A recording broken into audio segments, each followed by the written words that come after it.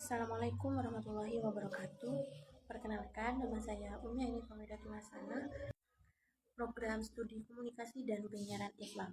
Di sini saya akan menyimpulkan tentang presentasi teman saya yang bertema sumber hukum al-sunnah sebagai hujah. Jadi pengertian dalil al-sunnah di sini, dalil sunnah adalah segala sesuatu yang berasal dari Nabi Muhammad SAW, seperti perkataan, perbuatan, dan persetujuan beliau yang digunakan sebagai pedoman untuk membuat hukum dan dalam. Sumber hukum ini menjadi sumber hukum kedua setelah Al-Quran dan sangat penting karena membantu menjelaskan atau melengkapi apa yang ada dalam Al-Quran. Misalnya nih, Al-Quran memerintahkan kita untuk sholat, tapi cara melakukannya seperti jumlah rakaat atau gerakan sholat dijelaskan oleh. Terus kedudukan al-sunnah dalam hukum Islam. Nah, dakwah dalam hukum Islam ini sunnah mempunyai posisi sebagai sumber hukum nomor 2 setelah Al-Quran.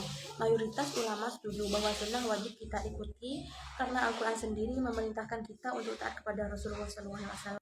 Nah, sunnah memiliki beberapa penting dalam hukum Islam. Pertama itu sunnah mampu menguatkan hukum yang ada dalam Al-Quran, seperti perintah sholat.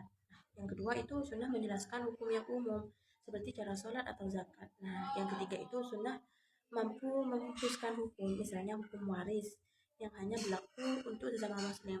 Nah, yang keempat ini bisa membuat hukum baru yang tidak ada dalam Al-Quran, seperti larangan tertentu dalam jual beli. Jadi, sunnah bukan hanya pelengkap Al-Quran, melainkan juga sumber hukum yang berdiri sendiri dan sangat penting untuk menjalankan syariat Islam.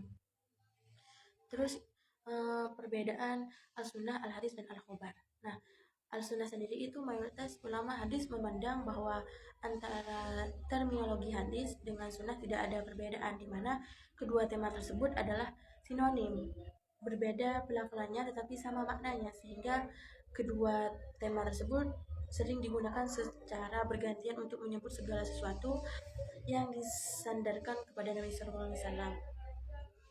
Terus yang kedua yaitu al-hadis. Nah, al-hadis ini, hadis atau al-hadis menurut bahasa berarti al-jadid, yaitu sesuatu yang baru, lawan kata dari al-qadim. Nah, kata hadis juga berarti al-khobar atau berita, yaitu sesuatu yang dipercakapkan dan dipindahkan dari seseorang kepada orang lain. Nah, hadis bagaimana tinjauan al-Abdul adalah isim dari tahlil yang berarti pembicaraan. Terus yang ketiga yaitu al-khobar. Khobar menurut bahasa adalah makna hadis yang yakni segala berita yang disampaikan oleh seseorang kepada orang lain. Nah, sedangkan khobar menurut istilah antara satu ulama dengan ulama yang lain, yaitu berbeda pendapat. Nah, menurut ulama ahli hadis sama artinya dengan hadis. Keduanya dapat dipakai untuk kesesuaian, untuk sesuatu makruf maupun dan maktub, mencakup segala yang datang dari Nabi SAW, sahabat dan tabi'in, baik perkataan, perbuatan maupun ketepatannya. Mungkin hanya itu yang dapat saya sampaikan, kurang lebihnya mohon maaf. Wassalamualaikum warahmatullahi wabarakatuh.